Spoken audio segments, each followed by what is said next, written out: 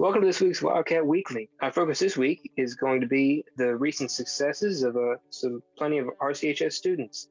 We got some good interviews coming up, so stick around. I'm Dylan Hostetter. And I'm Blake Darmanti. To go ahead and kick things off this week, Cats, we have Julia Mayo from the FBLA here to talk about her success in their recent competitions. She'll also be talking about the group success as a whole. Let's go ahead and see what she has to say.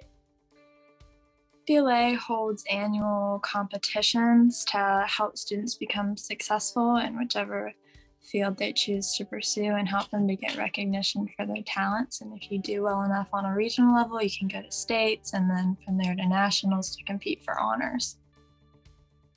So I competed in an objective test in healthcare administration, and mine was a lot of medical terminology and legal and ethical issues, but there's all kinds of fields from graphic design to broadcast journalism. I know one person in RCHS FBLA did financial math, so there's really something for everybody. All of the competitors at RCHS and FBLA, we got first and second place, so we did pretty well this year. I'm proud of them. And moving along on the success train, we have an interview with football player Seamus Looney. Hey Wildcats, it's Seamus Looney with the Prowler staff. I'm going to be talking with you about some of the recent success our football team has been having.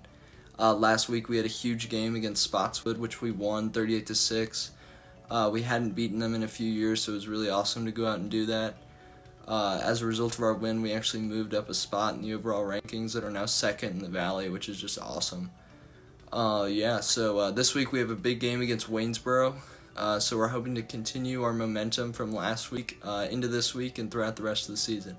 Well, as always, Wildcats, thank you very much for your time. Have a great week, and see you soon. All right, Wildcats, we have one more success story for you today, and this one comes straight from the forensics team. Dylan, would you mind covering this interview? So why don't you tell me about the forensics competition?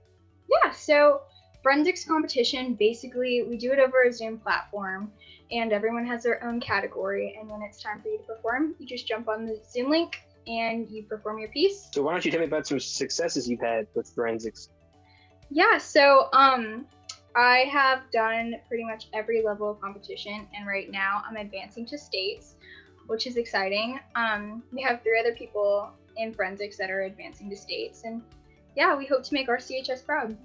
So how has the team done, you think, this year so far? Honestly, I think we've done really well. I think that 3 people advancing to states is a huge achievement, and more than that, we've all become friends and we've built really good relationships with each other, which is really great. This has been a really fun interview. Thank you so much for having me, Kat. Okay, that's enough.